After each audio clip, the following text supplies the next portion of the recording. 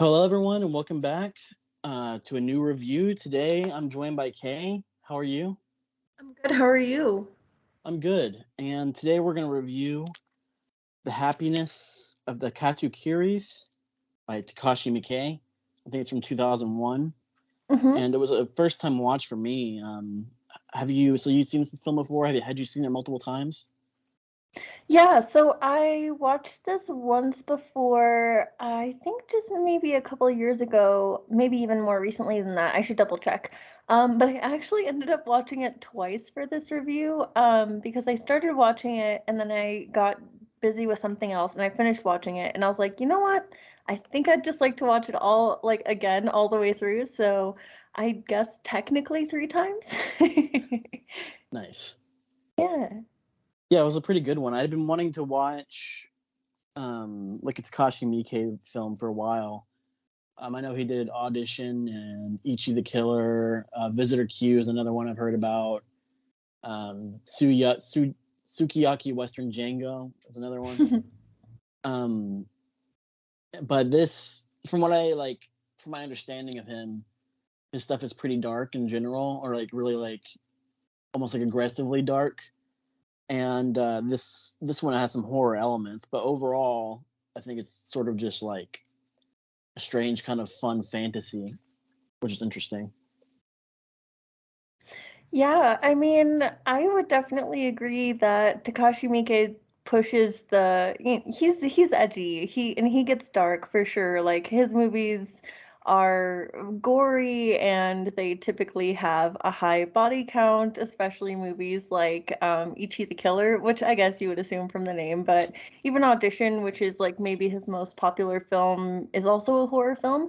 Um, but I think that within all of that, he has so much style and so much perspective and a really good sense of humor. And I think that's what he shows off so well here, where he pulls the like gore and horror elements back to a minimum and really makes it just this super fun, funny, campy, good time. So he kind of like shifts the balance there from like a 80-20 to a 20-80.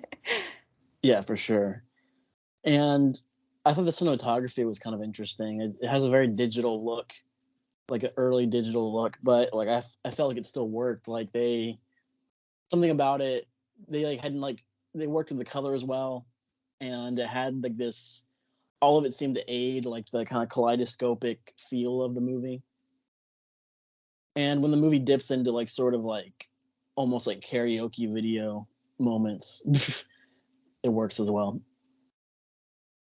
Yeah, I mean, it's very much a film that takes advantage of mixed media, I think. So it starts kind of like, you know, live action, and then within the first few minutes, you get this really fun like claymation animation and that leads into the film and then you get a little bit more claymation later on, and as you mentioned there's like these kind of like asides, like these little rabbit trails into things like music videos and karaoke, and it's all just like very kind of, I think he's having a lot of fun with different visual textures and mediums, and so it gives this kind of like mixed media feel through the film, which I think works really well because I think it keeps it very visually engaging.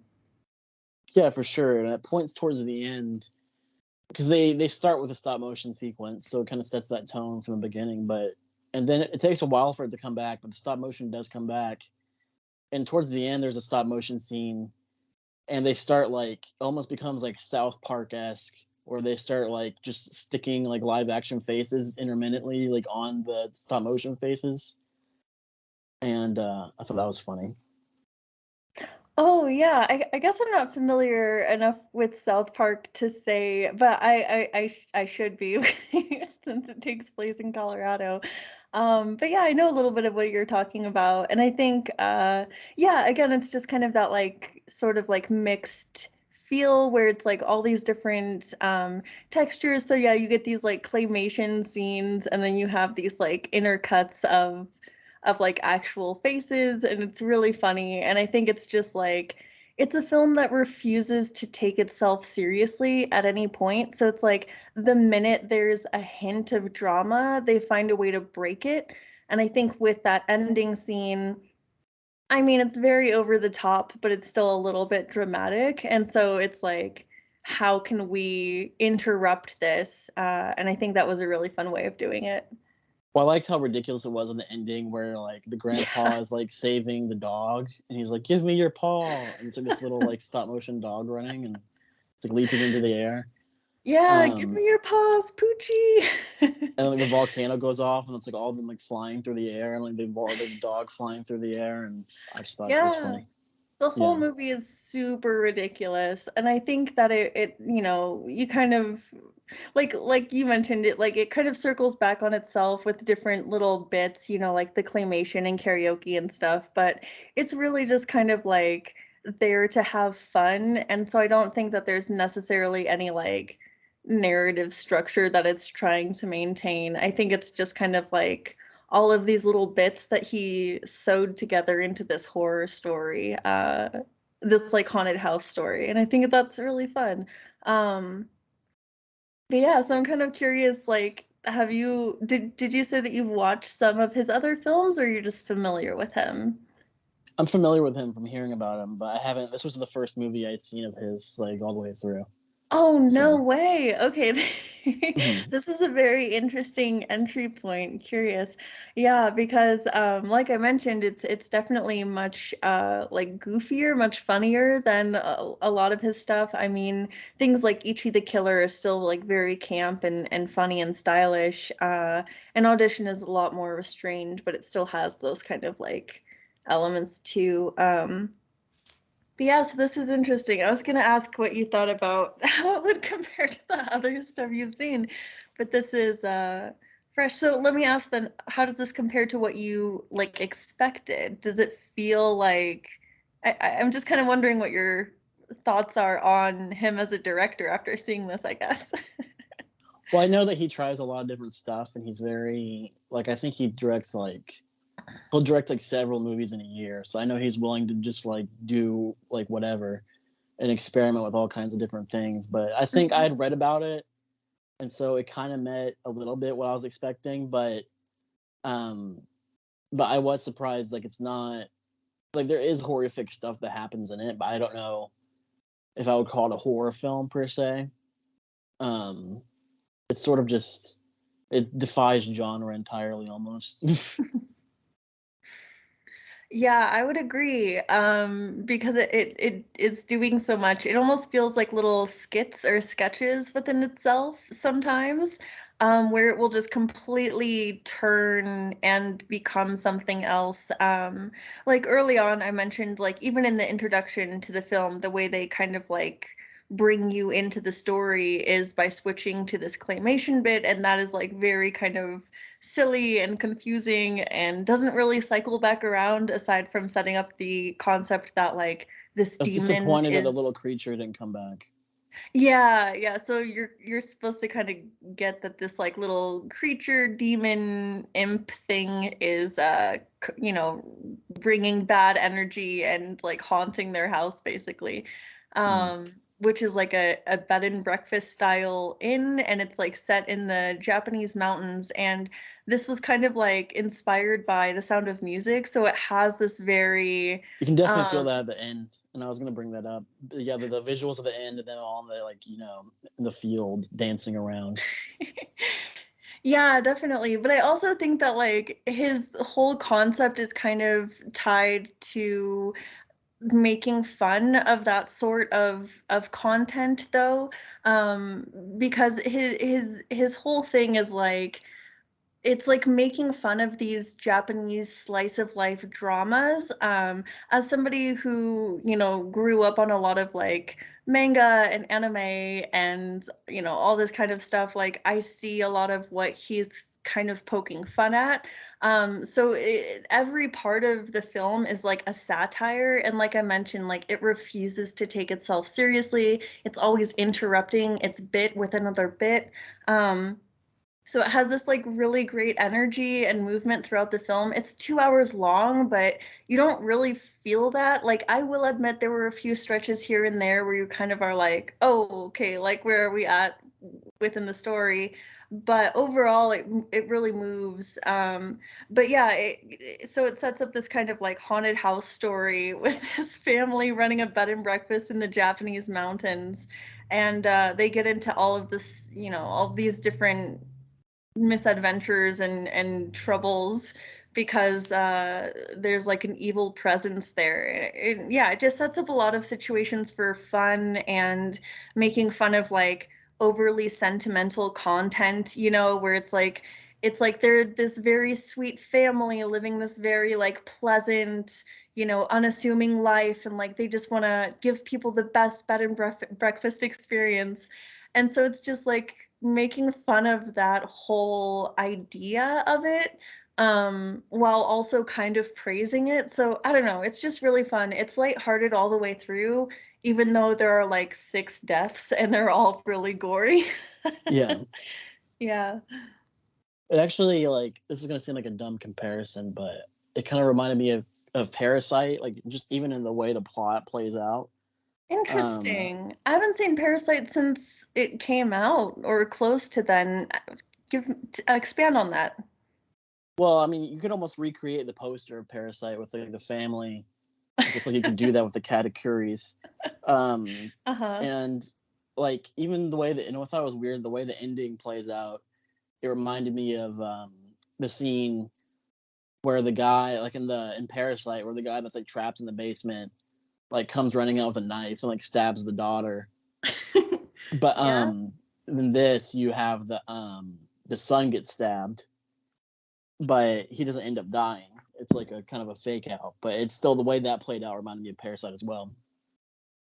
Yeah, I guess I haven't seen it recently enough to have made that comparison, but I can definitely agree. I mean, they're extremely different tonally. Like Yeah, Parasite for is sure. also funny, but it plays it, it has like a serious intention, whereas yeah, this film is much more of just like making fun of everything, everything, Yeah. which I think is really fun. But yeah, that's an interesting comparison. And I wonder what he would say about that. Because, as we mentioned, this came out in 2001 as well. So that would be an interesting reference for Parasite if he maybe pulled something from that. So I don't know. Is Yeah, he confirmed as a Takashi Miike fan? Do we know? I don't know, but I'm sure he's seen some of his films. I'd bet on it. But yeah, I'd be curious to like hear about that. But yeah, I mean, I just feel like there might be like a very slight, even if it's just coincidental, but I feel like there's some sort of connection there. And both are satirical, even though this is more broadly satirical. But Mm. um, yeah, that was just something that kind of came in my head. It reminded me also of like, I don't even know, just like a vibe of it reminded me of like kind of like Jared Hess films like Napoleon Dynamite and Gentlemen Broncos, Nacho Libre. Yeah, I mean, I think I've mentioned this a little bit before in like other reviews where we've talked about comedy, but I get like a really big Tim and Eric vibe from this. I mean, Yeah, especially in definitely. like the karaoke bits where it's just like the scene is the husband and wife talking about how they're going to have to dig up one of the bodies and rebury it somewhere else, and then it cuts to like a romantic karaoke scene, and like one of the guys is just like they it's hard to explain the editing, but it's just like they have like this little guy like dancing around over top of them. There's like these different visual overlays, like the disco ball is really enhanced, and there's all of this just like faux like romantic drama that you'd see from like daytime soap operas and stuff, and it just like Yeah. really plays in like and hams this stuff up, and I love that. Well, I think when I was saying like the digital cinematography helps it somehow, I feel like it Mm. also helps with like the soap opera thing, which maybe I wasn't thinking about at the time, but I was maybe thinking of it like subconsciously. Because you have that soap opera effect with a lot of soap operas, and I feel like this kind of captures that. Yeah, it's just a lot of like over the top drama that when you push it far enough becomes comedy, and it's self-aware, so it's like it's in on its own joke, and so it's like everybody laughing together, and it's just so funny where it's just so over the top, and and it's not trying to like do or be or say anything. It's just being like silly for the sake of silliness, because like these things are so ridiculous and people take them so seriously, and that's hilarious. And so it's just kind of like working that bit some. And yeah, the editing really comes through in a lot of ways in the humor, where it's like the way that they cut, and like some of the like composites that they do, especially at the end where it's like a Garden of Eden and there's like elephants and giraffes and stuff, like that's really funny. And so yeah, the editing and like the visual like the pacing of it, where it's like it doesn't hold shots for too long but still holds them long enough, like the comedic beats really line up with the editing in a way that's satisfying, and then in terms of like the actual visuals of what you're seeing in each shot really contribute to it as well. Like he plays with different like tones, like sometimes everything will be like really dark blue, or sometimes things will be like all red, and so it's just like the visuals are always changing, so it stays like super kinetic in that sense as well, you know? Yeah, and like sort of the mixed media and that kind of stuff, the switching of tones, I can definitely like I compared like the stop motion and the pasted on faces to South Park, but I think it could also, like you were saying, it has like a Tim and Eric vibe, like even the way that Tim and Eric would mess with like weird like rudimentary animation and stuff in their show. And yeah, I think it could definitely be like a proto Tim and Eric kind of thing. Yeah, I would say specifically the karaoke scene. If there's like a clip of it on YouTube or something, and if a fan pulls it up, they would probably see what I'm talking about, with the way that they just like have these like little figures like swirling around over top.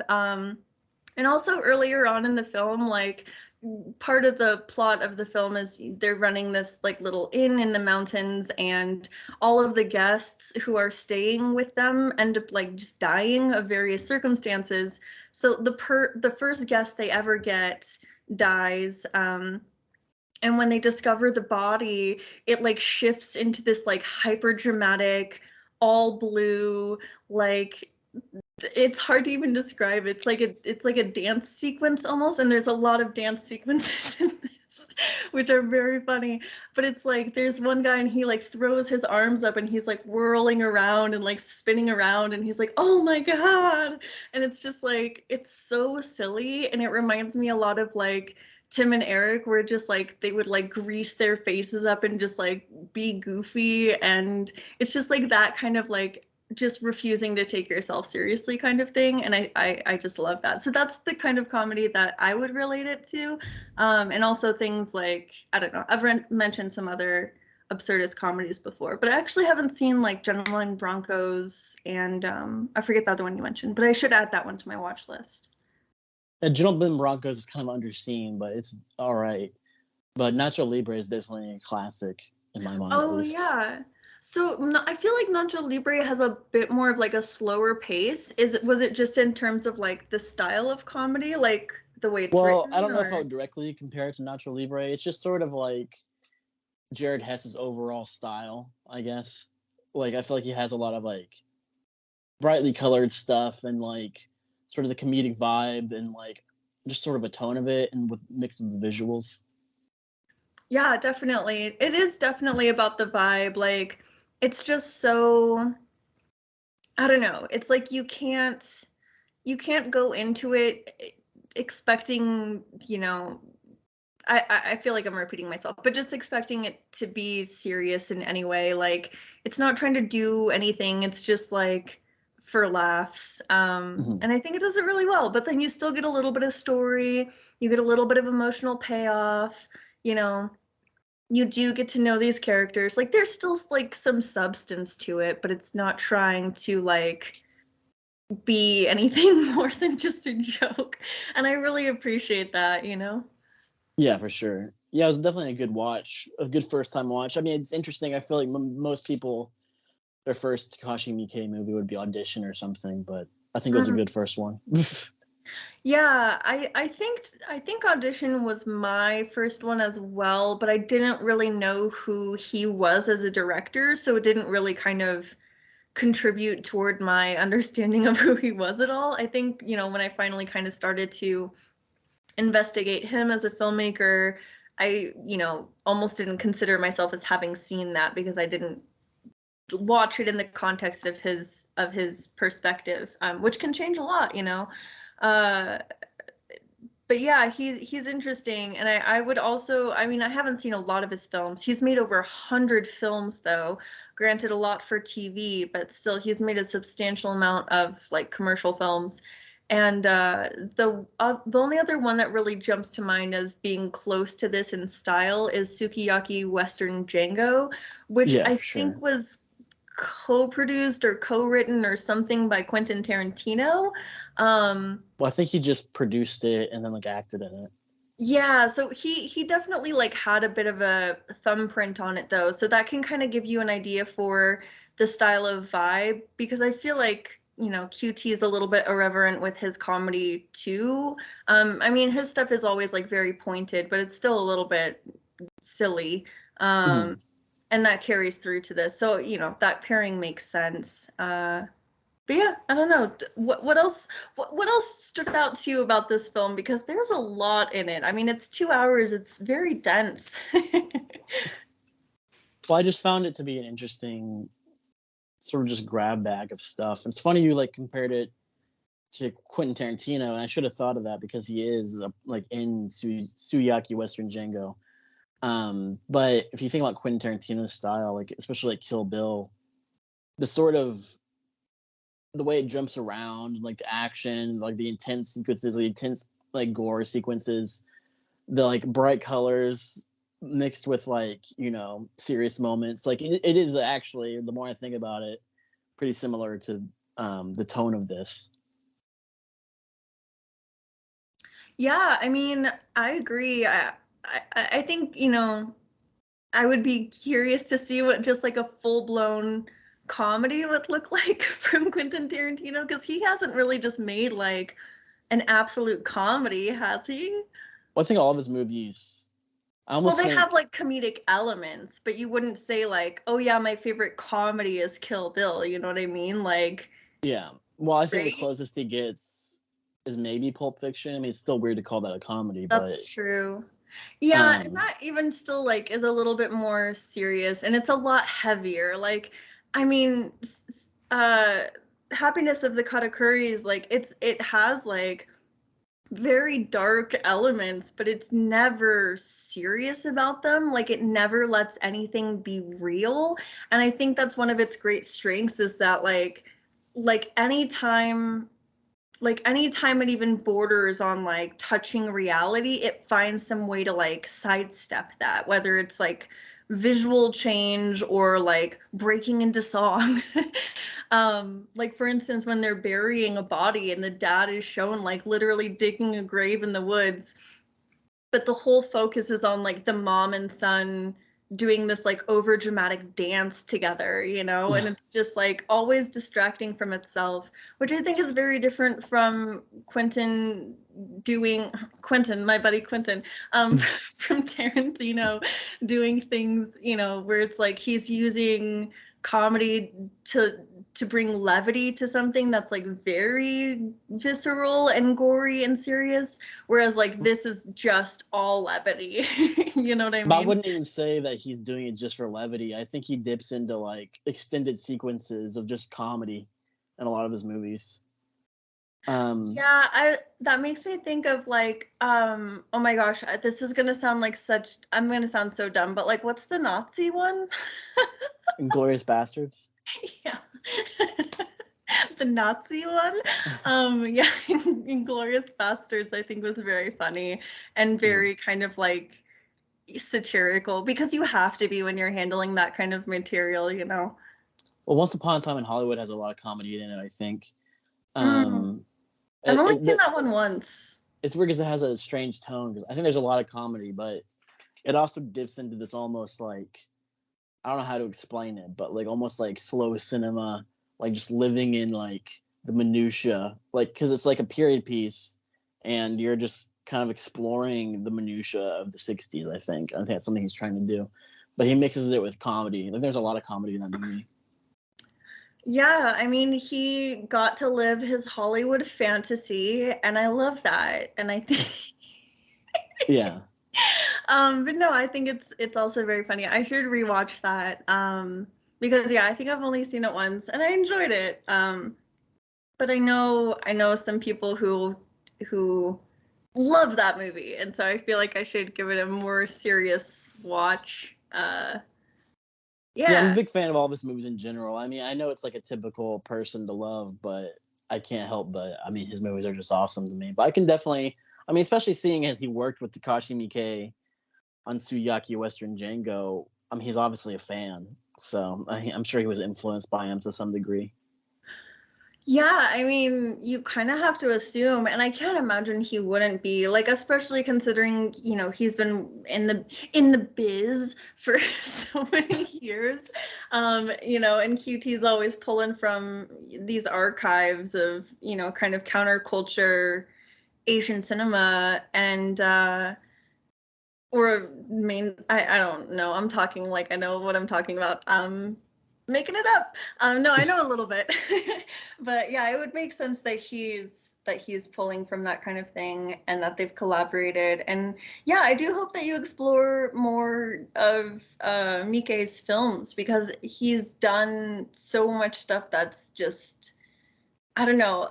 Every film I watch from him just makes me more of a fan. Like, just when I'm like, oh, this guy is so fresh and he has like so many ideas, it's just like every single time it hits. So yeah, there's a lot to explore in terms of actual volume, but also in terms of like perspective from a filmmaker. Yeah, for sure. And like, I always have a soft spot, or I don't know if soft spot is the right word, but an interest in movies that were reviewed on the Movie Club podcast, which is a podcast that the Film Junk guys did with like some other people like a long time ago, like 2007 to like 2011. And I used to listen to that a lot when I was younger. And I know they did Visitor Q, which is a Takashi Miike film, and I'd like to see that at some point. Although I hear it's pretty like messed up and disturbing. Sounds like the right film for us to review.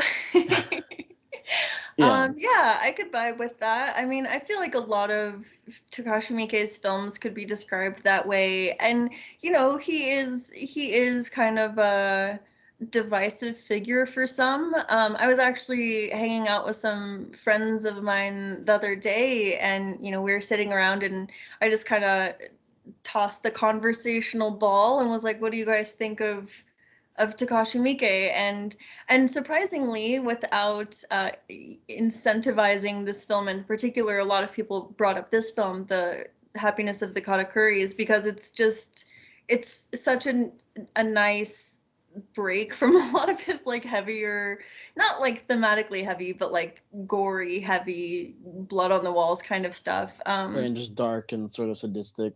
Yeah, it's Heavy in it's that a way. different vibe. Yeah, and and a lot of people had a bit of hesitation, because it's not like, when you've made over 100 films, they're not all going to be hits. And so it's like, you kind of have to weed through it and find what's good. But I think also when you've made that many films, you learn what works. And I think that when he kind of nails it, he really nails it. And I think this is a great example of that. Like, I was actually thinking this might be one of my favorite horror comedies. The only one I can think of that I like more is Jennifer's Body, and that's really saying something. Yeah. Have you seen Young Frankenstein? I have, yeah. That's I'm spacing on the director's name. Mel Brooks. Mel Brooks. I got the Mel part, but I wanted to say Mel Gibson, and I was like, don't say Mel Gibson. But now I've said it twice. Yeah. Mel Brooks. Yeah, that's a good one. I watched that like last night. That's a good horror comedy. Although I watched Dracula Dead and Loving It, which they covered on the Film Junk Premium for Dracula, and I was not a fan of that. It was pretty awful. Oh, bummer. Well, I mean, they can't all be hits. Not every feather is gonna tickle you, you know. Yeah. Um, but yeah, I'm glad you got a little bit of enjoyment out of this one. I mean, for me personally, this film just makes me laugh so much. Like it's so exemplary of my favorite kind of humor and my favorite kind of comedy, where it's just like it's self-aware enough to be able to make these super precise jokes without being direct about it. It's like understanding the thing well enough to talk around it but make a joke while you're talking around it. And I feel like that's just like it takes a different like approach to comedy, but I think it pays off so much more because it's like I don't know, it's satisfying in that it feels really real about what they're talking about, but at the same time, like it's so specifically not trying to take it seriously that you're able to laugh at it. So I mean, like, yeah, it just some of the deaths are a little bit silly and the characters are very silly, and it's like always making fun of these different situations in life that we feel we would typically take very seriously. And so it's just like making fun of these sort of specific things it's pulling from, but it's also making fun of just like the human condition in general and like how silly it is just to be a person and to like try to have relationships with other people. And how messed up it gets. So yeah, I really like this one. Yeah, it was good, and I thank you for recommending it. I've been meaning to see it for a while. Yeah, for sure. Was there anything else you liked about it? I mean, there's a lot to enjoy. I hope you've had at least one or two favorite parts. I'm Maybe trying to I'm think of my pulling at favorite threads here parts. now. There's definitely stuff I enjoyed. Like, I mean, I like the karaoke scene. I mean, I like the tone of the movie. I like all the stop motion stuff. Um, all that stuff was really good. I'm trying to think of like other like little bits. I like the final sequence and anything with the dog. Um, and I liked some of the stuff with the weird like guy who's pretending to be like a part of like the royal family, and then like Oh yeah. that whole like climactic scene with him, which they do in stop motion. Um, yeah, those are some of my favorite parts. Yeah, the faux sailor is one of my favorite characters as well, and his storyline has one of my favorite jokes in his introduction where like when they actually introduce him to the film, it's through this like very silly, over the top romantic, like almost leaning into like Love Witch style tea room, over the top like romantic fantasy where like this girl is in this like gross pink like Professor Umbridge over the top feminine crocheted like rose petal cardigan, and she's like dancing around in her flower skirt, and she's like, oh love is beautiful, if only I had love. and then and then the sailor guy appears, and he has one of my favorite jokes in his introduction because he's like oh yes, he's like, I'm a member of the US Navy, specifically the British Royal, like, or no, he's like, I'm a member of the US Army, specifically the British Royal Navy. And it's just like, it's so funny because it shows through his character right away while like, it's Well, just it's making funny fun because of. like thinking back on that, like I think when I watched that, I thought that maybe like there was like a U.S. Army that like had like an auxiliary connection, like some like British like. Because at first I was like, what is he talking about? But then I was like, maybe No, there's like he's some just connection. bullshitting. Yeah, but that makes more sense now. Yeah, and then like over time his story evolves to where like he's part of the royal family, and like so like when he dies she's like, "Oh, he was part of the British royal family." And like it's just so funny. But yeah, the first time, oh yeah, and so when he meets her, he like looks at her across the room and then flies her this paper airplane, and it opens up and it's like, I love you, and it's like so funny, and then it cuts into this like musical number, and that also has a great physical gag where like they are brought up on wires and they're like floating around, but like for a moment it looks like he was accidentally strangled by his, so he's just like a limp body flying around in the air.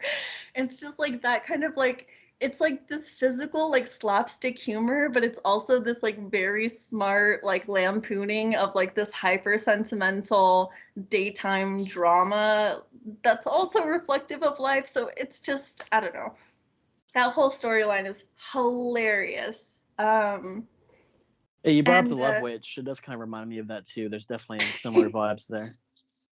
yeah, it's like just in that specific scene where like she's dancing around and like the world is standing still, and and like her little daughter's with her eating ice cream, and it's just like this whole like fantasy scene that's so funny, and it's just like making fun of that kind of content where it's just like, these like hyper sappy love things where it's like, oh, love at first sight, and it's just so silly.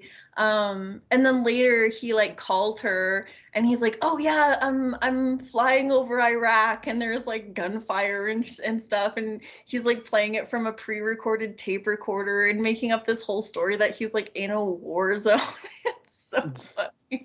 And he's just like sitting in his underwear at home, and he's like, I'm under attack, but I love you. And she's like, I love you too. Yeah, all that stuff was really good.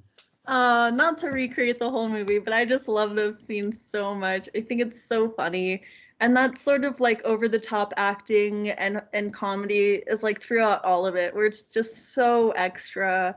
It's like impossible not to laugh at it, at least if you're me. Yeah.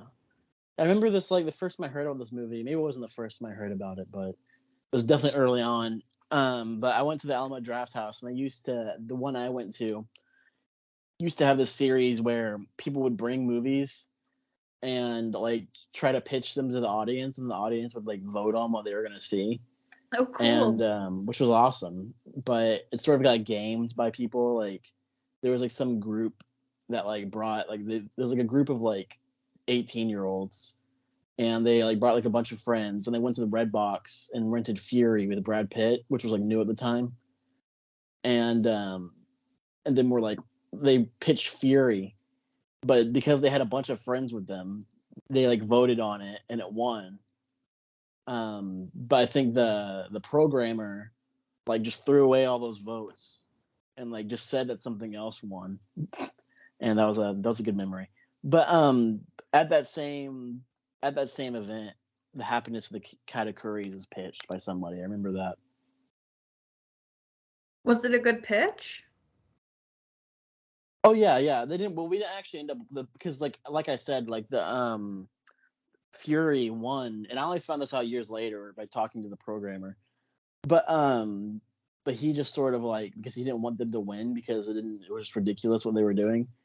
But the one that he picked to win was, what was it called? Reform School Girls, which I think is on Vinegar Syndrome. But the person that brought it on VHS, so we watched a VHS projected onto a theater screen. Oh, cool. Yeah, those are always fun. I've been to a couple screenings like that. That's awesome. Yeah, it was pretty cool. But that same one, somebody recommended The Happiness of the Katakuris, but that didn't end up winning. I think that was the first time I had heard about it.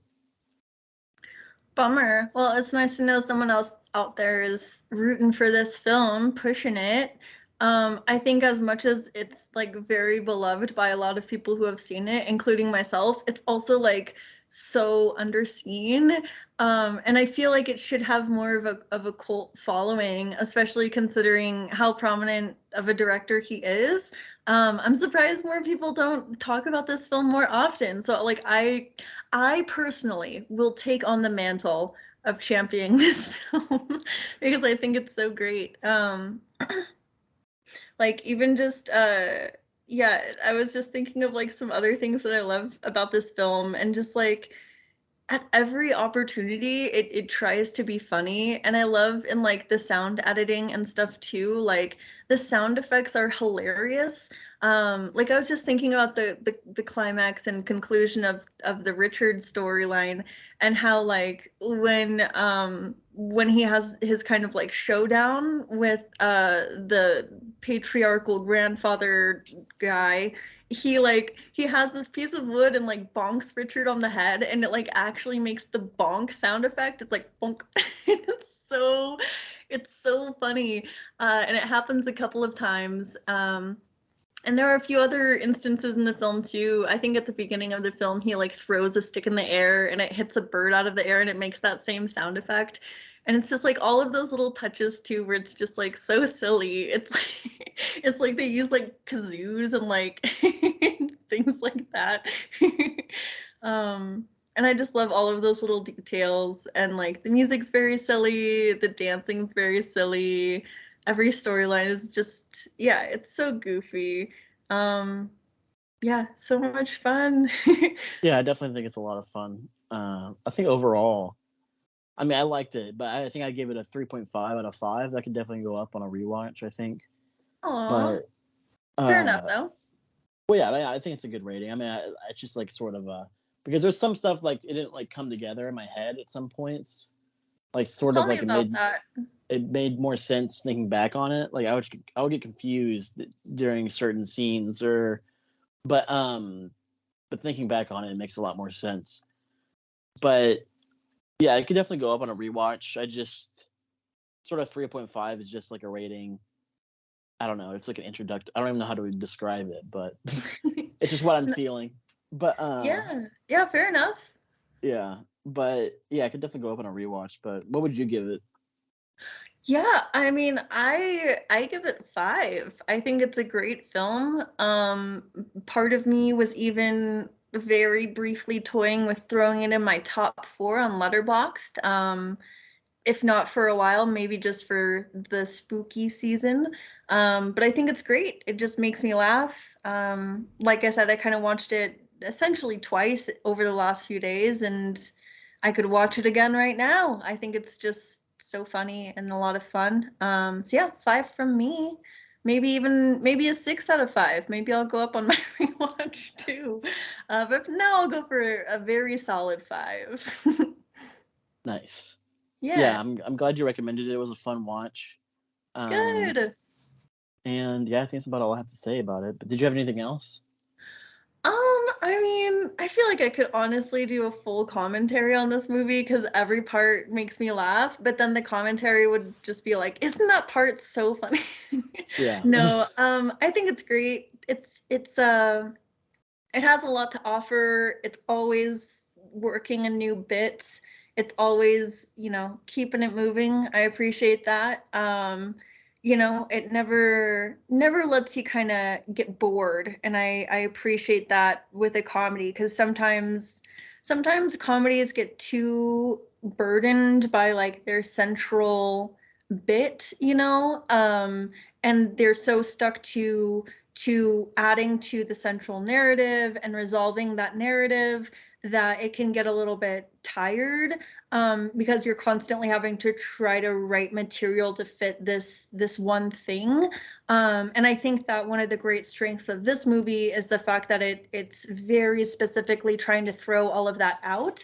And while it has this kind of like central sticking like glue of like, this family dealing with these horrific things happening around them, it still has these like little side stories, and not quite vignettes, but maybe slightly vignettes, but like just little asides and breaks. And it's always kind of trying to like add something more. And I think even just watching it like almost as if it's a manga or something, where there are like maybe like issues that don't have anything to do with the central story but are still fun, and maybe tie back around, that is helpful in viewing it, and that was helpful in me bringing it up to a 5, just kind of seeing it as not trying to say any like overarching story aside from like, isn't family beautiful? But even then, just making fun of that whole sentimental perspective. So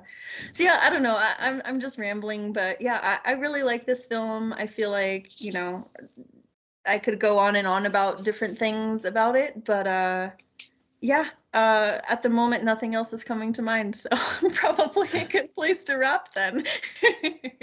Yeah, Yeah, I can definitely see the comparison to a manga, and yeah, I just especially at the appreciate. beginning. Yeah, Yeah, I appreciate the overall like creative energy that I feel like it has. yeah, And yeah, I think it was good. But yeah, cool. thanks again for recommending it. And Of course. I think that's about it for today. Thank you all for being here, and I'll see you next time. Bye.